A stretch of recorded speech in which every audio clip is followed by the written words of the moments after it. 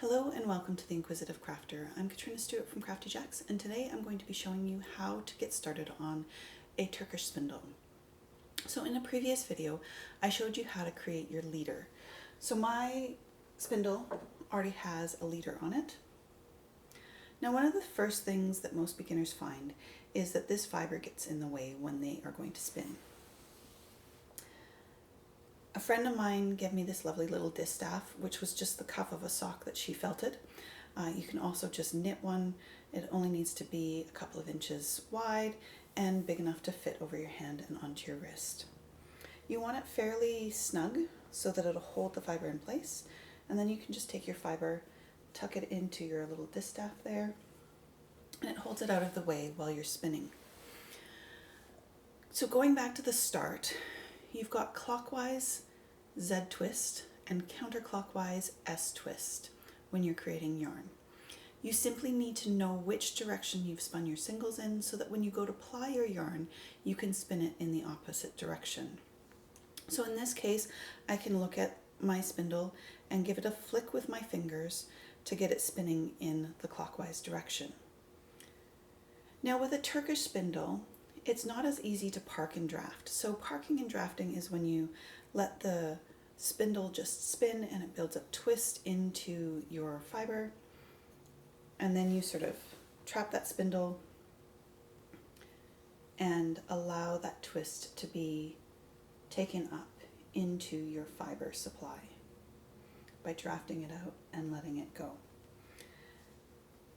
Now I've got enough of a leader here that I can start winding my cop. So your cop is what you create when you're spinning on a spindle. In a Turkish spindle, I like to hold my spindle from the bottom because I feel like I have more control. Lots of people will hold their spindle from the top to wind it. Do whatever feels best for you. So like I said, I like to hold it from the bottom. You go over 2 arms, under 1. So over 2, under 1, over 2, under 1, over 2, under 1, over 2, under 1, and you just keep going in that pattern. So it's always over 2 arms, under 1, over 2 and under 1. You want to make sure that you have enough yarn left to get to the top of your shaft and create your half hitch loop. So your half hitch loop is when you fold that yarn over your finger, fold it towards the tip of your spindle shaft and allow it to hook into that little groove that's there. So when you're spinning, you want to be able to pull your fiber out and allow that twist to enter, because that's what creates yarn. Is that twist is twisting the fibers together, locking them in place, and that act is what creates the yarn.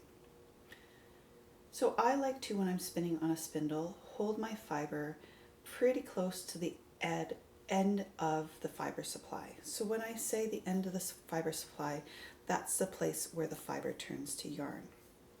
So I'm just going to wind this on. Again, it goes over 2, under 1, over 2 and under 1. And I just follow that pattern the whole way along. Now if you want to be really fussy, you can place your yarn really quite close to each other and it creates a beautiful pattern. All you have to do is Google that and you will see images of beautifully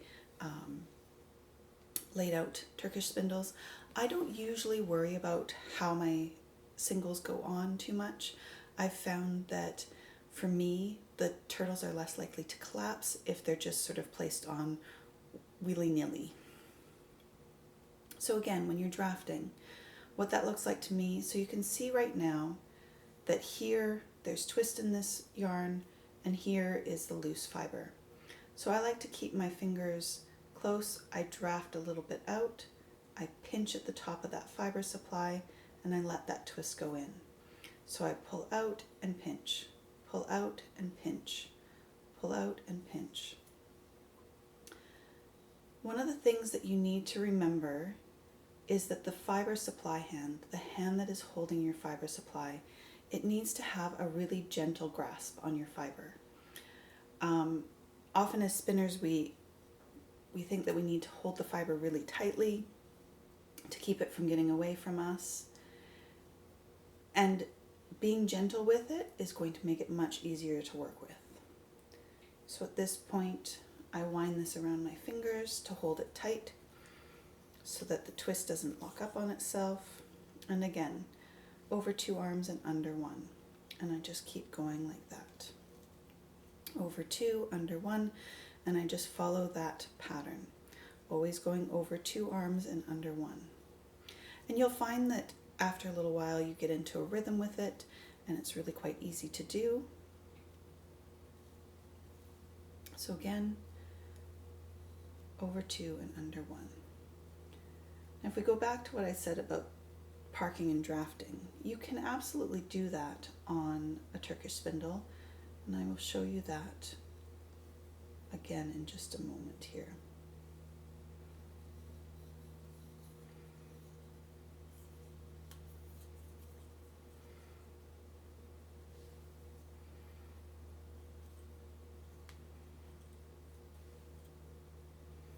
So again, I'm going over 2 arms and under 1, making sure that I leave enough yarn that I can make my little half hitch. So that half hitch is you fold it over your finger, pull that tip towards the top of your spindle, and loop it on and secure it in that little notch at the top of your shaft.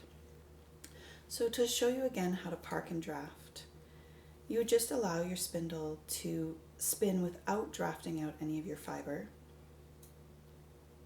And you'll feel the fiber change. You'll feel a lot of twist entering this. You might even see some little curly cues. And that, at that point, you can hold the spindle in between your legs. And like I said, this is much easier with a drop spindle because it's so much smaller than trying to hold the arms of the Turkish spindle. But you can absolutely do it. And then you're going to just draft out that fiber, let that twist run up. And you just draft out that fiber and let that twist run up.